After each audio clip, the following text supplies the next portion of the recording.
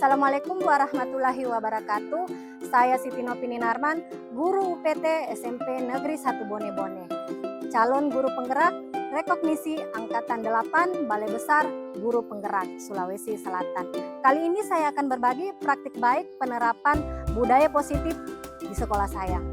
Mari, selamat menyimak. Assalamualaikum warahmatullahi wabarakatuh. Puji syukur kita panjatkan kehadiran Allah Subhanahu wa Ta'ala karena berkat rahmat limpahan hidayahnya sehingga kita semua dapat berkumpul di ruang ini.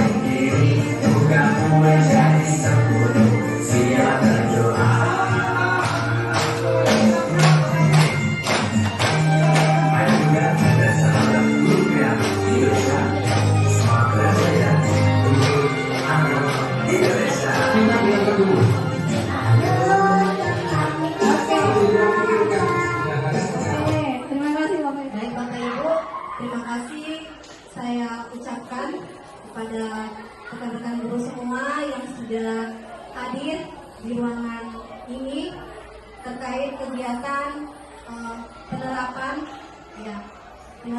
budaya positif yang sudah saya lakukan. Perkenalkan, saya Siti Nopini Narman, calon guru penggerak rekognisi Angkatan 8. Nah, Bapak Ibu, budaya positif ini akan tercipta apabila semua warga sekolah saling belajar, saling mendukung, saling bekerja sama, sehingga membentuk karakter yang baik.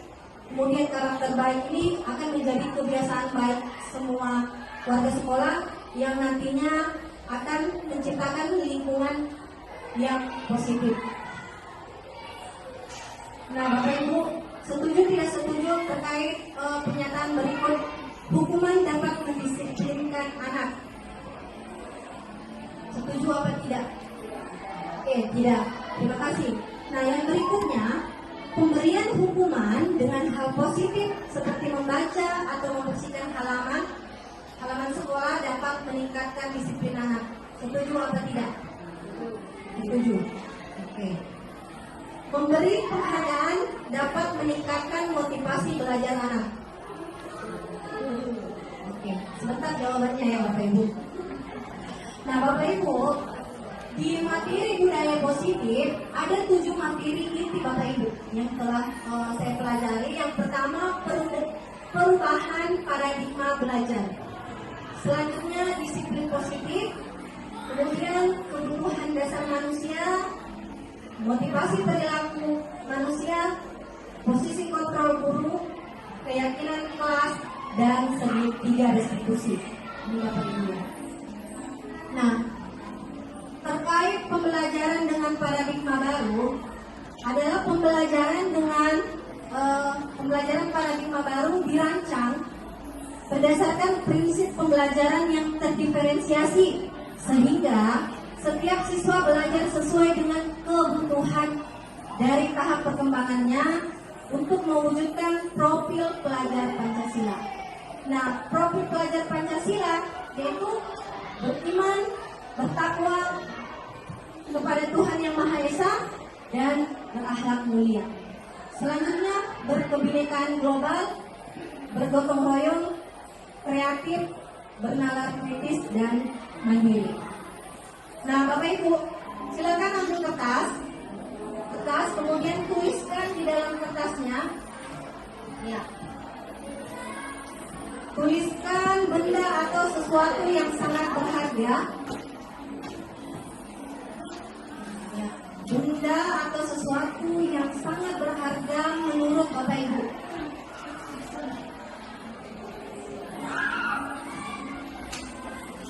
Setelah dituliskan, silakan digenggam dengan kuat. Sudah digenggam Bapak Ibu. Nah, untuk di sebelah kiri saya, silakan ditahan pegangannya, dan yang di sebelah kanan silakan dirayu Bapak Ibu. Silakan rayu temannya. Silakan.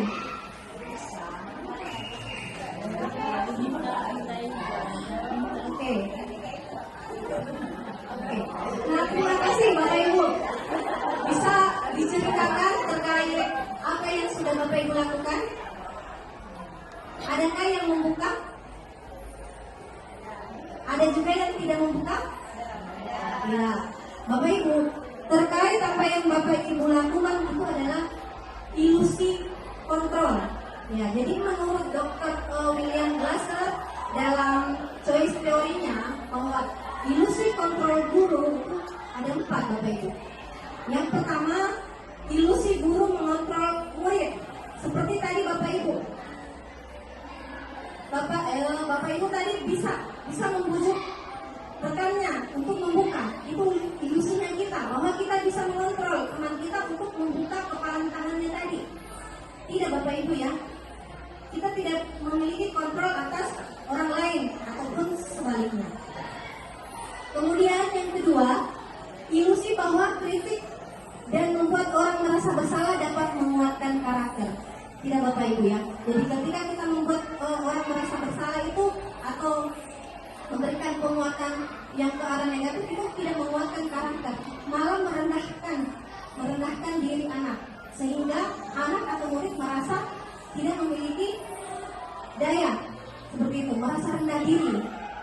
Kemudian ilusi bahwa semua penguatan positif, bujukan efektif dan bermanfaat. Nah, tidak Bapak Ibu ya, ketika temannya tadi membuka kepalanya, berarti dia mengizinkan ibu untuk mengontrol dia.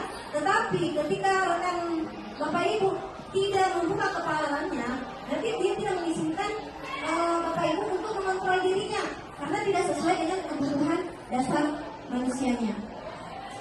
Selanjutnya, ilusi bahwa orang dewasa memiliki hak untuk memaksa. Kita tidak bisa memaksa orang lain. Ya, ketika kita memaksa orang lain dan menurut Bapak Ibu dia mengikuti kita, itu karena dia mengizinkan Bapak Ibu ya. Jadi kita tidak bisa memaksa orang lain. Perubahan paradigma stimulus respon ya, ke teori kontrol atau teori pilihan. Siapa sesungguhnya yang memiliki kontrol? Ya. Pada stimulus respon, realitas kebutuhan kita sama. Ya. Pada teori kontrol, realitas kebutuhan kita berbeda-beda. Selanjutnya, semua orang melihat hal yang sama. Sesungguhnya, setiap orang memiliki gambaran yang berbeda-beda, termasuk gambaran Bapak Ibu tentang diri saya. Kita mencoba mengubah orang agar berpandangan sama dengan kita. Oh, si Novi ini baik orangnya, Ya, padahal beda-beda penilaian Bapak Ibu. Ya, antara Ibu Andriani dengan Ibu Isa pasti akan berbeda pandangannya tentang saya. Jadi kita berusaha memahami pandangan orang lain tentang dunia. Kita berusaha memahami pandangan Ibu Andriani tentang Ibu Novi. Seperti itu. Perilaku buruk dilihat sebagai suatu kesalahan. Nah ini ketika siswa kita melakukan kesalahan, kita menganggap, dan ketika melakukan perilaku yang tidak kita inginkan atau tidak sesuai, itu kita menganggap bahwa murid kita itu yang dilakukan adalah suatu kesalahan. Ya. Padahal Bapak Ibu, setiap semua perilaku memiliki tujuan, termasuk siswa kita. Ketika berperilaku di kelas itu memiliki tujuan. Ya. Selanjutnya, orang lain bisa mengontrol saya. Hanya Anda yang bisa mengontrol diri sendiri, Bapak Ibu ya. Terkait kepalan tadi ya, tidak ada yang bisa mengontrol Bapak Ibu. Kemudian, saya bisa mengontrol orang lain. Ya. Anda tidak bisa mengontrol orang lain. Pemaksaan ada pada saat bujukan gagal. Ya, ketika Bapak Ibu tadi membujuk rekan di sebelahnya, ketika dibujuk, dirayu-rayu tidak mau, ini kan biasa pemaksaan kan? Seperti itu. Padahal Bapak Ibu dengan kolaborasi dan konsensus menciptakan pilihan-pilihan baru. Ya, mungkin Bapak Ibu memberikan pilihan-pilihan. Salah, mungkin kalau kamu tidak bekal seperti ini, kalau kamu buka, ya ada pilihan-pilihan yang diberikan. Terkait di sini adalah konsekuensi. Model berpikir menang kalah dan model berpikir menang-menang. Ya, ketika tadi temannya membuka kepalanya, ibu merasa, saya menang, dia kalah karena mengikuti. Padahal tidak seperti itu, Bapak Ibu ya. Ya. Nah, Bapak Ibu, terkait disiplin, apa yang terbayang di benak dan terlintas di pikiran? Ya, selama ini kalau kita maknai kata disiplin itu adalah peraturannya, mengarah ke tata tertib. Ketika peraturan itu dilanggar, tidak diikuti, maka ini adalah sebuah hukuman. Nah ini Bapak Ibu, dalam budaya kita, makna kata disiplin itu dimaknai menjadi sesuatu yang dilakukan pada seseorang, pada orang lain untuk mendapatkan kepatuhan. Nah, kita cenderung menghubungkan kata disiplin dengan ketidaknyamanan karena ada hukuman tadi Bapak Ibu. Ketika mengambil sepatu siswa yang tidak menggunakan sepatu berwarna hitam, itu adalah hukuman, memberikan ketidaknyamanan siswa ketika berjalan seharian tidak menggunakan sepatu itu. Dan biasanya hukuman itu cenderung ke arah fisik Bapak Ibu ya, ataupun psikis. Padahal Bapak Ibu sesungguhnya yang paling baik kita hindari hukuman, karena hukuman itu adalah alternatif pilihan terakhir yang kita lakukan dan sebaiknya tidak kita lakukan. Nah, Bapak Ibu, menurut Diano, ya, menyatakan bahwa arti kata disiplin berasal dari bahasa Latin, disiplina, ya, yang artinya belajar. Belajar Bapak Ibu ya. Kata disiplin juga berasal dari akar kata yang sama dengan disiplin atau murid, ya, pengikut. Nah, untuk menjadi seorang murid, seseorang harus paham betul alasan mengapa mereka mengikuti suatu ajaran tertentu. Sehingga motivasi yang terbangun adalah motivasi intrinsik. Nah, ketika Bapak Ibu mengajar pelajaran IPA, apa tujuan pembelajarannya? Apa yang akan siswa kita pelajari? Ya, apa tujuannya? Itu Bapak Ibu, artinya motivasi seni, artinya disiplin. Sehingga muncullah motivasi dalam diri murid atau motivasi intrinsik untuk belajar mata pelajaran IPA. Karena mereka tahu tujuannya untuk belajar apa. Seperti itu. Nah, Ki Hajar Dewantara terkait disiplin bahwa untuk menciptakan murid yang merdeka, syarat utamanya adalah harus ada disiplin yang kuat. Nah, disiplin yang dimaksud adalah disiplin diri yang memiliki motivasi internal. Nah, Bapak Ibu, di budaya positif ini ada hukuman, konsekuensi, dan restitusi. Biasanya hukuman ya, sistem tidak berjalan jika murid tidak ditakut-takuti. Ya.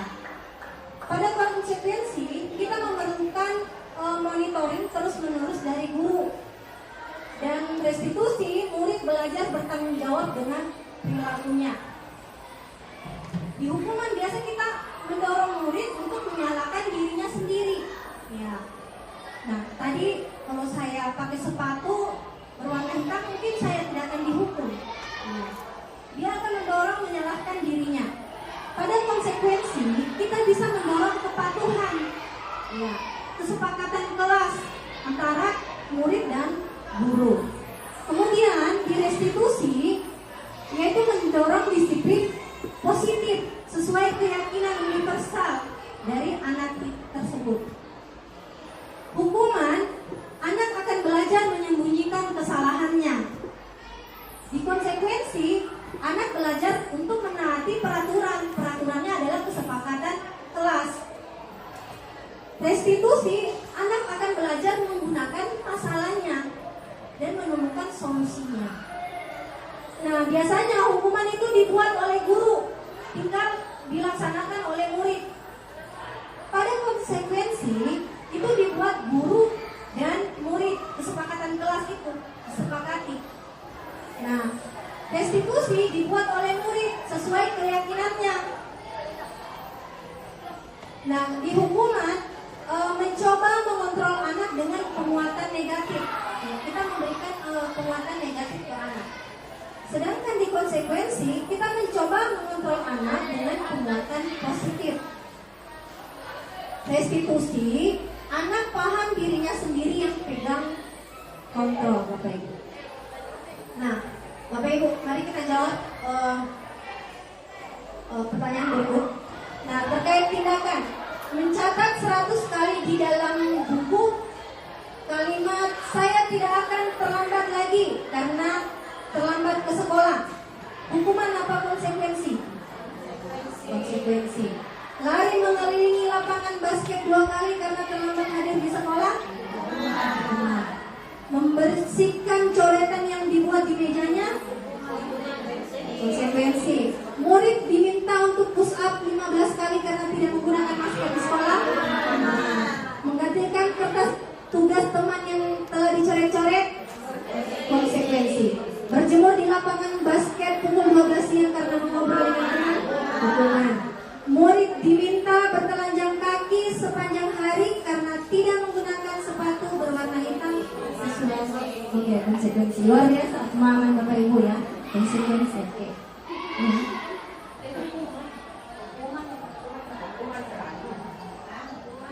Hukuman. Oke. Yang pertama konsekuensi, hukuman, konsekuensi, hukuman, konsekuensi, hukuman, hukuman. Nah, Bapak Ibu, ada 3 motivasi perilaku manusia.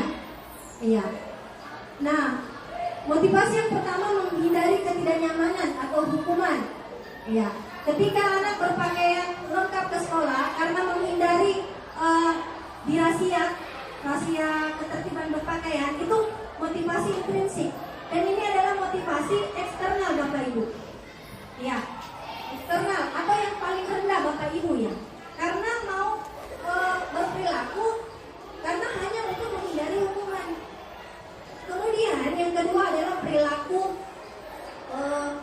motivasi perilaku untuk mendapatkan imbalan atau penghargaan dari orang lain. Jadi kita mau melakukan sesuatu hanya karena untuk mendapatkan penghargaan. Oh, saya mau kerjakan tugasku biar dapat penghargaan bintang dari Bu Nopi. Seperti itu. Ya, ini motivasi ekstrinsik. Kemudian motivasi berikutnya menjadi orang yang mereka inginkan dan menghargai diri sendiri dengan nilai-nilai yang mereka percaya. Ya, saya mengerjakan tugas karena nilai-nilai kebajikan. Ya, karena saya mau jadi pelajar sepanjang hayat. Ya, belajar seperti itu. Ada nilai-nilai kebajikan yang saya lakukan. Saya menggunakan pakaian seragam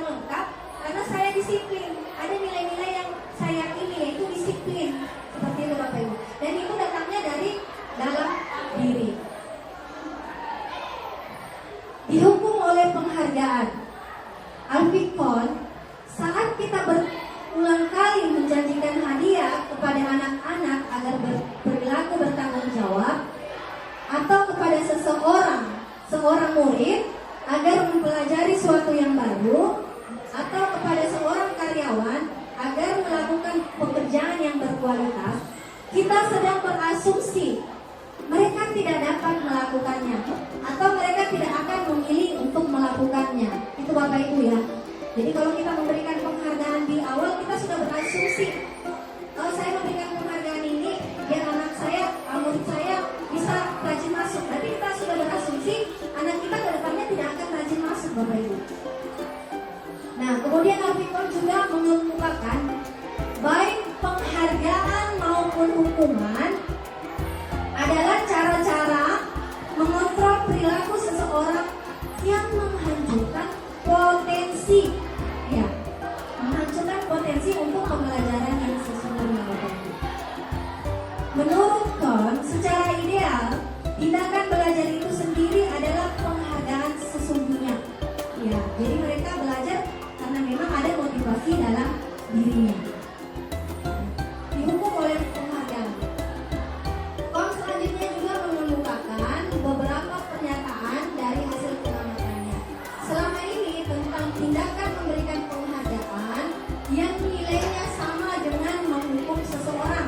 Ya, jadi penghargaan itu sama nilainya dengan menghukum seseorang dan pengaruh jangka pendek dan jangka panjang. Ya, dapat memberikan pengaruh jangka pendek dan jangka panjang.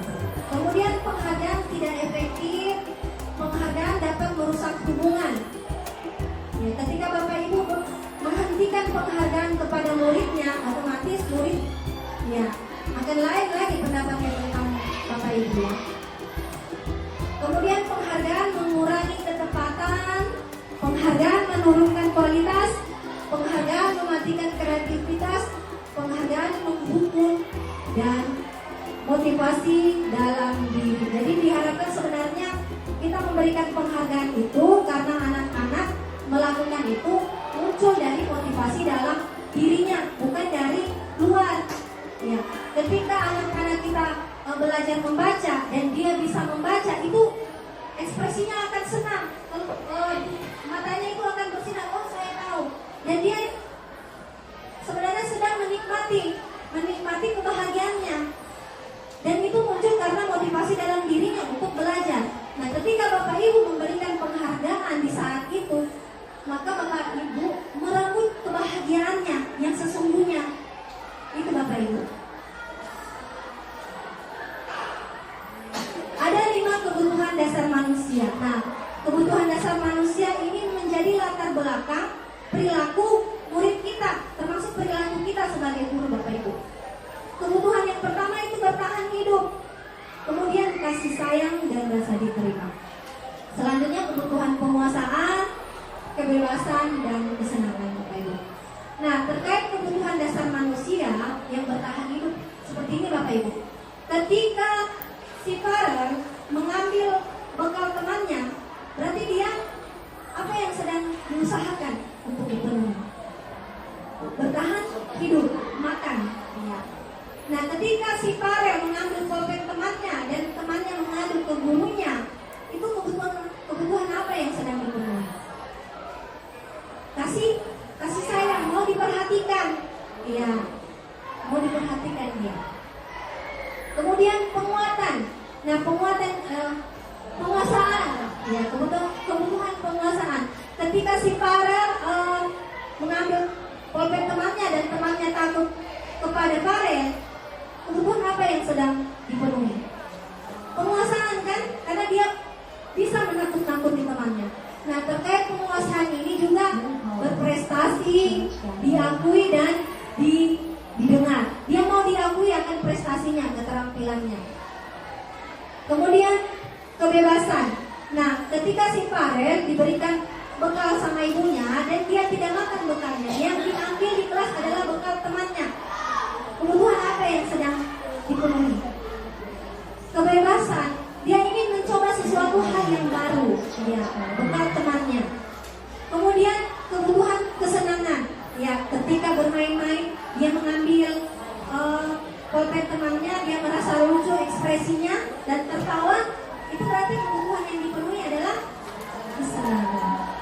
Ayo Bapak Ibu. Nah, ini ada kasus lagi Bapak Ibu.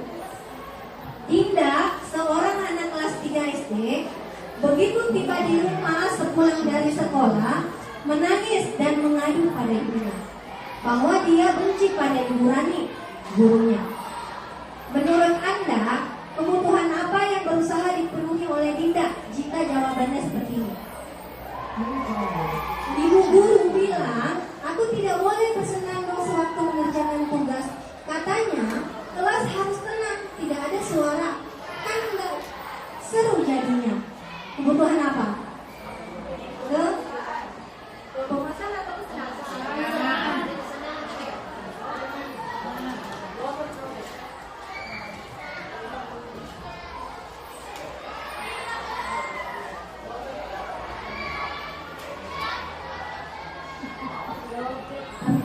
Oke.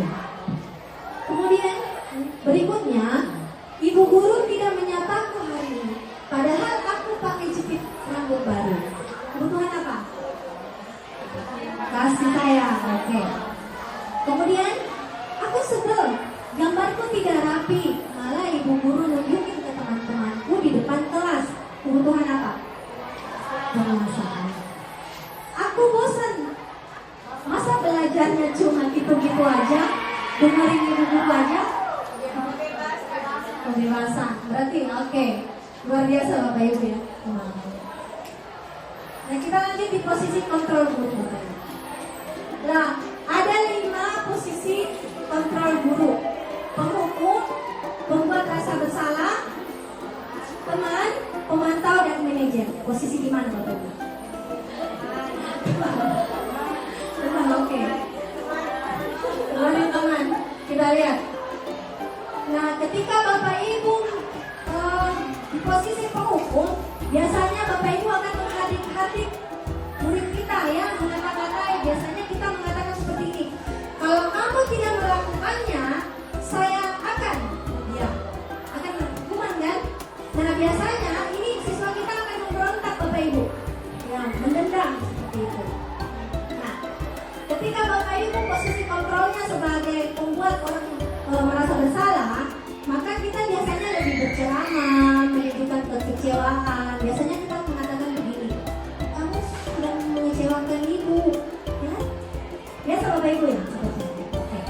Nah, hasilnya Bapak Ibu, anak itu akan menyembunyikan, bahkan berbohong Bapak Ibu. Ketika kita posisi membuat orang merasa bersalah. Nah, bagaimana kalau posisi kontrol kita sebagai teman? Ini biasa ya yang sering kita lakukan. Kita akan cenderung membuatkan alasan-alasan murid kita untuk membela murid kita. Ya, seperti ini Bapak Ibu. Lakukan untuk ibu ya. Ya sudah, nanti Bapak Ibu bantu bereskan. Atau kalau terlambat siswanya, Pak Reo kok terlambat lagi. Ya kan? Nah, masuk sana. Kayak gitu kan? Teman kan? Dia mencarikan alasan. Oh mungkin tidak masuk karena ini jauh rumahnya, seperti itu. Nah, kita cenderung itu ya. Nah, ini akan membuat siswa ketergantungan. Ketika siswa tergantung sama kita, dia akan menuruti apa yang kita sampaikan. Namun, ketika guru lain, dia tidak akan mengikutinya. Gitu ya. Namanya bestie. Oke. Kemudian posisi kontrol pemantau. Nah, kalau di pemantau kita biasa menghitung atau mengukur. Biasanya kita begini bertanya, apa peraturannya? Apa konsekuensinya atau apa sanksinya? Kayak tadi kan, tidak memakai sepatu. Nah, kalau kamu tidak bisa menghubungi orang tuamu, ya karena sepanjang hari tidak bersepatu. Tapi kalau bisa menghubungi orang rumah, kamu boleh memakai sepatu yang dibawakan oleh orang rumah. Itu ada konsekuensi kalau di pemantau. Ada pilihan yang kita berikan, ada alternatif pilihan. Nah, ini hasilnya harus menyesuaikan, harus diawasi terus. Oh si Farel sudah datang ke orang tuanya, ya kan? Kita harus mengawasi secara terus. Oh, orang tuanya sudah datang, silakan pakai sepatu. Kemudian posisi kontrol manajer. Nah, biasanya kalau di manajer ini Bapak Ibu, kita biasa mengajukan pertanyaan-pertanyaan Bapak Ibu. Nah, biasanya yang kita tanyakan, apa yang kita yakini? Ya, kamu keyakinan mewakili hal apa? Itu terkait keyakinan kelas, yaitu kebajikan, nilai-nilai kebajikan universal, kejujuran, ya, bertanggung jawab, seperti itu. Kemudian di sini kita menguatkan karakter Bapak Ibu. Nah, terkait di manajer ini biasa kita menerapkan segitiga restitusi. Ini sama tadi ya. Penghukum biasanya patuhi aturan saya. Kalau tidak, awas ya. Nah, pembuat rasa bersalah gimana coba kalau orang tua kamu tahu? Itu kan memelas dia. Kemudian sebagai teman, adik, ayolah, bagaimana sih kamu? Kemarin kan kamu sudah janji sama ibu, ya kan? Katanya mau masuk pagi hari ini. Nah, nyatanya kan seperti itu. Nah, pemantau, kamu terlambat 15 menit. Apakah kamu sudah mengerti konsekuensinya yang harus dilakukan? Ada tawaran, ada pilihan-pilihan. Nah, ini tadi di manajer. Apa rencana kamu untuk memperbaiki hal ini? Ya. Seperti terlambat, rencana kamu ke depan seperti apa biar tidak terlambat lagi? Nah, ketika kita menerapkan posisi kita sebagai control manager, maka kita bisa menerapkan restitusi yang dimana murid akan menjadi pribadi yang mandiri, merdeka dan bertanggung jawab atas dirinya, atas perilakunya, karena mereka memiliki kontrol atas dirinya. Oke. Baik Bapak Ibu, kita coba lagi pernyataannya. Posisi kontrol Bapak Ibu. Saya kecewa sekali dengan kamu. Posisi kontrol. Saya kecewa sekali dengan kamu.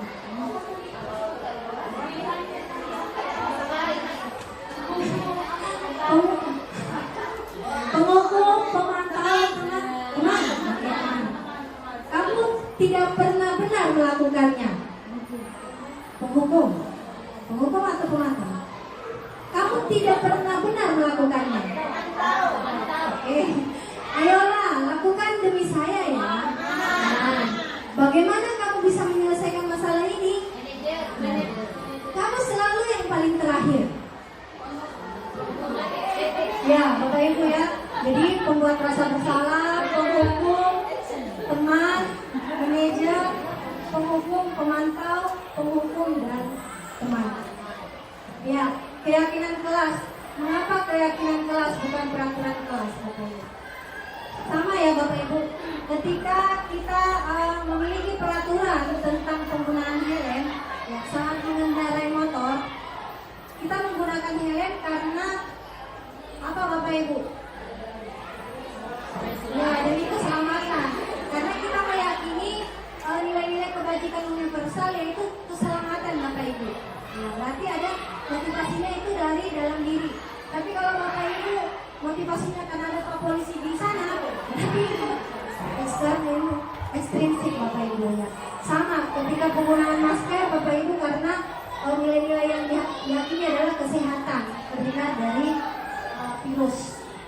Nah Bapak Ibu, terkait keyakinan kelas ini Bapak Ibu, ya, cara membuat keyakinan kelas yaitu mempersilahkan murid untuk mencurahkan pendapatnya, ya, terkait keyakinan yang diyakininya Bapak Ibu.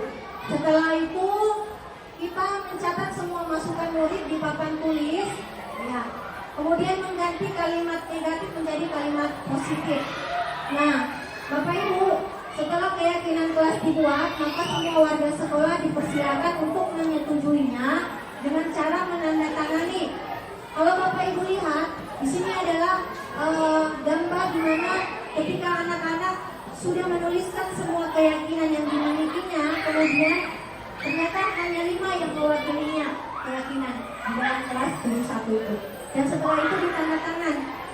Nah, Bapak Ibu, terkait keyakinan kelas, peraturan dan kesepakatan. Biasanya peraturan itu dari atas, dilarang membuang sampah. Ya, seperti itu, ada kalimat negatif. Ya. Di keyakinan kelas itu adalah kita ubah menjadi kalimat positif. Terkait peraturan dilarang membuat sampah. Apa nilai yang di situ Bapak? Ya, jagalah kebersihan. Ya, jadi keyakinan kelas itu abstrak Bapak Ibu, mencakup keseluruhan.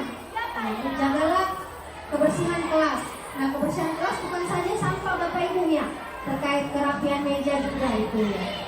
Nah, adanya keyakinan kelas yang dibuat oleh siswa kemudian disepakati dan dijalankan. Nah, itu bedanya. Kalau peraturan, murid tidak terlibat. Kalau di keyakinan kelas itu guru dengan siswa terlibat, dan yang membuat kesepakatan kelas itu dari keyakinan murid yang telah dicurahkan. Nah, ini Bapak Ibu, restitusi. Restitusi adalah proses menciptakan kondisi bagi murid untuk memperbaiki kesalahan mereka sehingga mereka bisa kembali pada kelompok mereka dengan karakter yang baik, Bapak Ibu.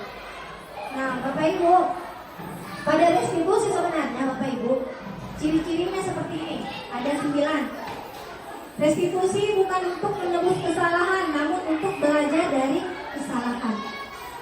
Kemudian restitusi memperbaiki hubungan. Ya. Restitusi itu adalah tawaran, bukan paksaan Bapak Ibu. Restitusi menuntun untuk melihat ke dalam diri. Restitusi mencari kebutuhan dasar yang mendasari tindakannya. Selanjutnya, restitusi diri adalah cara yang paling baik. Restitusi fokus pada karakter, bukan tindakan Bapak Ibu ya, karakter si anak. Kemudian restitusi fokus pada solusi yang dihasilkan oleh anak tersebut. Selanjutnya, restitusi mengembalikan murid yang berbuat salah pada kelompoknya. Nah, seperti ini Bapak Ibu, segi 3 restitusi, yaitu kita menstabilkan identitas murid. Ketika murid melakukan kesalahan, kita tidak memarahinya Bapak Ibu. Ketika anak murid kita jajan di kantin, kita sudah masuk nih, murid kita terlambat masuk. Ketika kita nanti jangan memarahi, kamu Farel terlambat lagi masuk kelas ini. Tidak Bapak Ibu, kita stabilkan emosinya ya, identitasnya dulu. Ya, Farel tidak masuk di kelasnya Ibu. Kenapa? Nah, Ibu memanggil Farel di sini bukan untuk memarahi Farel. Ibu memanggil Farel ke sini untuk mencari solusi terkait apa yang dilakukan Farel. Ya, seperti itu Bapak Ibu. Jadi anak-anak tidak takut nih. Ya, karena kita sudah stabilkan emosinya. Semua orang pernah berbuat kesalahan. Ya. Jadi si anak ini tidak akan menyembunyikan, dia akan mulai terbuka. Setelah itu apa? Kita validasi tindakan yang salah. Pada ke kantin tadi, kenapa tidak mengikuti kelas Ibu? Karena lapar Bu, karena tidak sarapan, ya kan? Tidak sarapan. Nah terkait tindakan Farel hari ini, nah kira-kira bagaimana? Ya Ibu, ya saya salah Bu, ya saya salah karena ke kantin di saat jamnya Ibu, seperti itu. Nah, Farel, semua orang pernah melakukan kesalahan, ya, semua orang pernah melakukan kesalahan. Kemudian menanyakan keyakinannya, kan sudah mengakui tadi kan? Dia sudah mengakui bahwa dia makan di saat jam pelajaran. Setelah itu kita tanyakan keyakinan kelas apa. Nah, keyakinan kelas apa yang telah kita sepakati? Kamu masih ingat tidak kesepakatan keyakinan kelas kita? Masih Bu, ya keyakinan kelas apa? Disiplin Bu dan bertanggung jawab. Nah, terkait tindakan Farel hari ini, kira-kira bagaimana Farel? Atau tindakan seperti apa yang akan dilakukan Farel?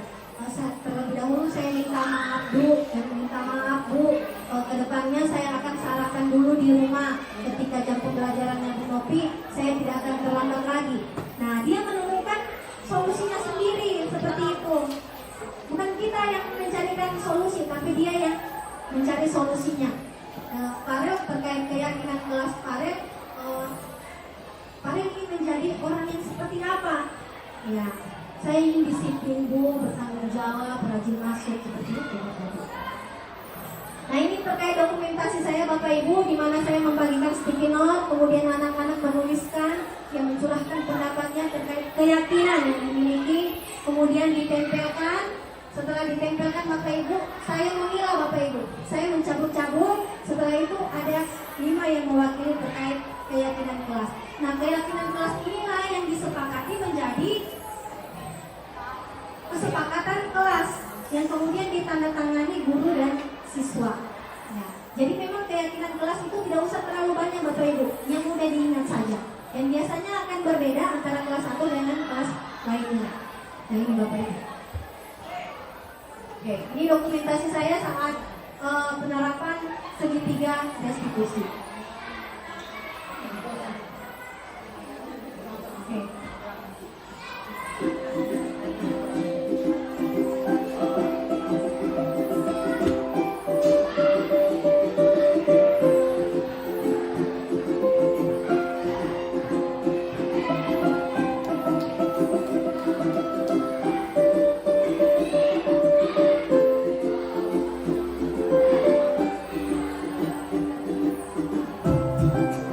Assalamualaikum Bu Novi. Waalaikumsalam, Adlan. Silakan duduk. Iya Bu. Adlan tahu mengapa Ibu memanggil Adlan ke sini? Iya Bu, saya terlambat masuk kelas karena saya ditelepon untuk makan Bu, karena saya lapar. Ibu memanggil Adlan ke sini bukan untuk menyalahkan Adlan. Ibu ingin mencari penyelesaian masalah ini bersama dengan Adlan. Ibu paham Adlan ke kantin karena lapar, belum sarapan. Adlan juga tidak akan berani ke kantin kalau tidak lapar. Begitu kan? Iya Bu. Ibu juga kalau lapar pasti ke kantin. Ya, tapi ibu ke kantin itu saat waktu yang tepat. Menurut Adlan, kira-kira Adlan hari ini gimana? Maaf Bu, adik aku pendapat Adlan hari ini tidak tepat karena kita tim untuk makan pada saat jam pelajaran. Terkait kita akan Adlan hari ini, apakah Adlan ingat keyakinan kelas kita? Iya Bu. Kalau masih ingat, kira-kira yang Adlan lakukan, apakah sudah sesuai dengan keyakinan kelas kita? Belum Bu. Keyakinan kelas yang mana? Saya harus disiplin dan bertanggung jawab Bu. Nah, ternyata Adlan tahu. Lalu, apakah Adlan punya solusi untuk masalah ini? Iya Bu. Pertama saya minta maaf karena tidak masuk. Kedua, saya tidak akan mengulanginya lagi. Dan ketiga, saya akan sarapan terlebih dahulu sebelum berangkat ke sekolah agar tidak telat masuk kelas lagi. Baik, Bu Novi yakin Adlan pasti bisa.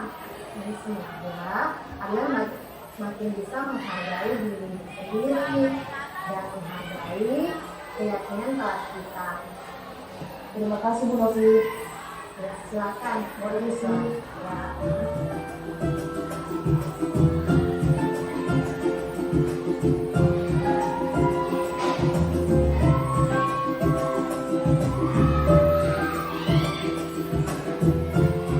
Assalamualaikum Bu Novi. Waalaikumsalam. Silakan dulu. Iya Bu. Adik tahu Mungkin berkaitan dengan tugas Bu. kemarin adik masukkan Iya Bu, masuk tetapi saya tidak menunjukkan tugas. adik semua orang pernah melakukan kesalahan termasuk Ibu Novi. Namun setiap tindakan itu pasti ada alasannya. Kira-kira mengapa adik melakukan hal tersebut, tidak mengumpulkan tugas? Saya capek dan mengantuk Bu. Soalnya malamnya sebelum TikTok sampai jam 12 malam. Akhirnya saat pelajaran jadi ngantuk. Adik tahu keyakinan kelas kita? Masih Bu. Kalau masih ingat, kira-kira yang adik lakukan itu apakah sudah sesuai dengan keyakinan kelas kita? Belum Bu. Kalau belum, keyakinan kelas yang mana? Yang selalu bertanggung jawab Bu. Nah, ternyata adik tahu. Lalu, apakah adik punya solusi terkait hal ini? Iya Bu, pertama saya minta maaf karena tidak mengumpulkan tugas. Kedua, saya tidak akan tidur terlalu malam lagi. Dan yang ketiga, saya akan mengerjakan tugas dari Bu Novi. Dan yang ketiga, saya akan mengumpulkan tugas besok. Baik, Ibu Novi apresiasi untuk tanggung jawabnya. Baik, terima kasih ya. Terima kasih Bu Novi. Sama-sama. Sama. Permisi. Ya, ini Bapak Ibu ya, terkait penerapan segitiga restitusi dengan posisi kontrol sebagai manajer. Apabila kita menempatkan diri sebagai posisi kontrol manajer, maka kita dapat kembangkan motivasi intrinsik dalam diri murid sehingga murid dapat lebih mandiri, percaya diri dan bertanggung jawab dalam menyelesaikan masalah yang dilakukan. Nah, Bapak Ibu, mudah-mudahan dari posisi kontrol itu kita bisa idealnya bisa di posisi kontrol manajer. Walaupun dalam kesehariannya mungkin Bapak Ibu masih menggunakan di posisi teman atau pemukul, namun idealnya adalah di posisi manajer. Nah, ketika kita di posisi manajer dan menemukan perilaku-perilaku dari murid kita, kita tidak boleh langsung menyalahkan, tapi kita belajar bagaimana menerapkan segitiga restitusi ini agar murid kita motivasi dalam dirinya itu bisa ada, Bapak Ibu. Ya. Saya yakin Bapak Ibu bisa melakukannya ya Bapak Ibu. Baik, terima kasih Bapak Ibu atas kehadirannya. Demikian dari saya. Wassalamualaikum warahmatullahi wabarakatuh.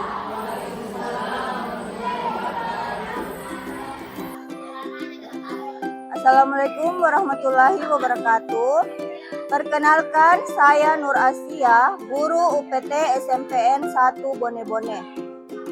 Setelah saya mengikuti kegiatan ini, materi budaya positif, saya memahami mengenai posisi kontrol guru. Ternyata selama ini sering berada dalam posisi guru penghukum dan pembuat rasa bersalah. Dan kedepannya saya akan berusaha menjadi guru posisi kontrol manajer dan menerapkan segitiga restitusi dengan keyakinan kelas. Menurut saya materi ini sangat luar biasa. Assalamualaikum warahmatullahi wabarakatuh.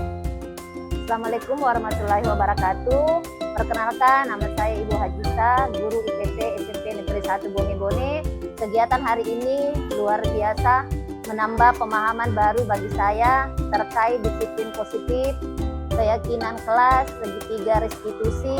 Kedepannya saya bisa berada pada posisi kontrol, manajer, dan menerapkan segitiga restitusi. Assalamualaikum warahmatullahi wabarakatuh.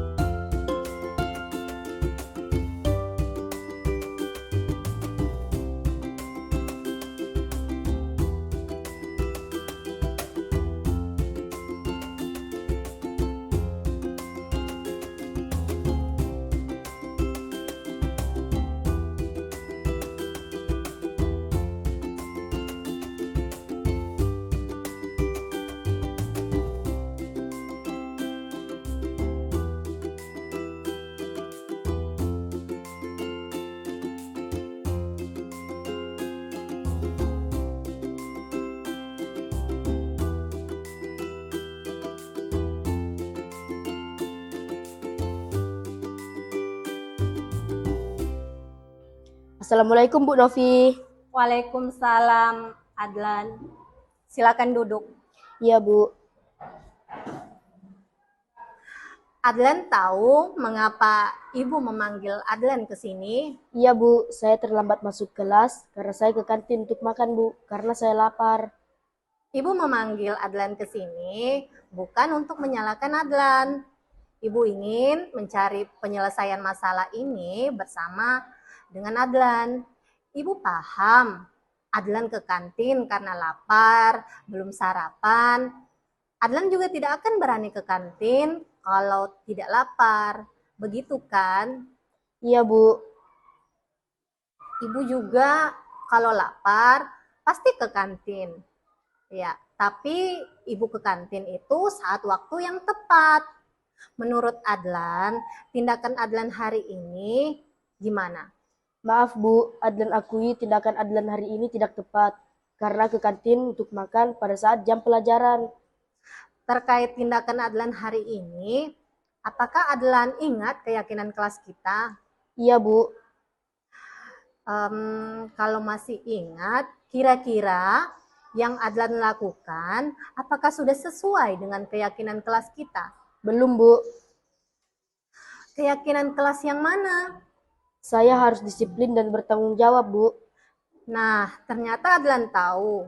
Lalu, apakah Adlan punya solusi untuk masalah ini? Iya, Bu. Pertama, saya meminta maaf karena telat masuk. Kedua, saya tidak akan mengulanginya lagi. Dan ketiga, saya akan sarapan terlebih dahulu sebelum berangkat ke sekolah agar tidak telat masuk kelas lagi. Baik, Bu Nopi yakin Adlan pasti bisa. Dan semoga Adlan makin bisa menghargai diri sendiri dan menghargai keyakinan kelas kita. Terima kasih, Bu Novi. Ya, silakan boleh ke Permisi. kelas. Ya.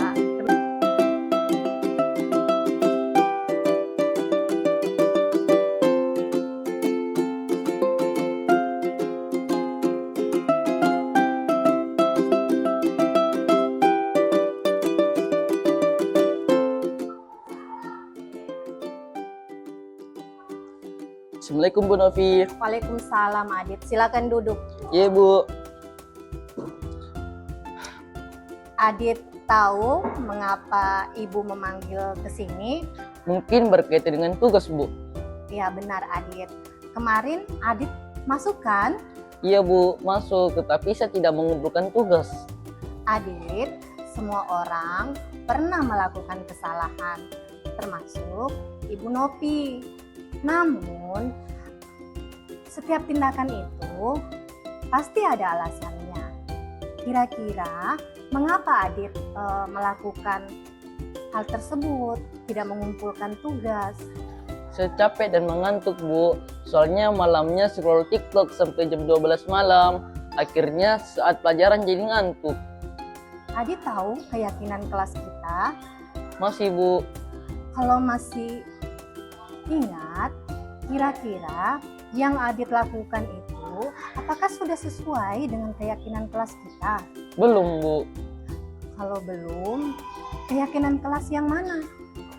Selalu bertanggung jawab Bu. Nah, ternyata Adit tahu. Lalu, apakah Adit punya solusi terkait masalah ini? Iya Bu, pertama saya minta maaf karena tidak mengumpulkan tugas. Kedua, saya tidak akan tidur terlalu malam lagi. Dan yang ketiga, saya akan mengerjakan tugas dari Bu Novi. Dan yang ketiga, saya akan mengumpulkan tugasku besok. Baik, Ibu Novi apresiasi untuk tanggung jawabmu. Dan Adit boleh kembali. Terima kasih ya. Terima kasih Bu Novi. Sama-sama. Permisi. Assalamualaikum warahmatullahi wabarakatuh. Saya Adlan, siswa UPT SMP Negeri 1 Bone-Bone.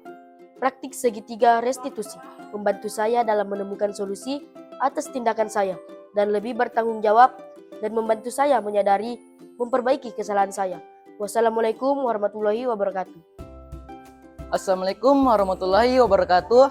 Saya Adit, siswa UPT SMP Negeri 1 Bone-Bone. Praktik segitiga restitusi memberikan pemahaman baru bagi saya dalam bertanggung jawab atas perilaku atau tindakan yang saya dan menghargai diri sendiri. Wassalamualaikum warahmatullahi wabarakatuh. Terima kasih sudah menyimak. Wassalamualaikum warahmatullahi wabarakatuh.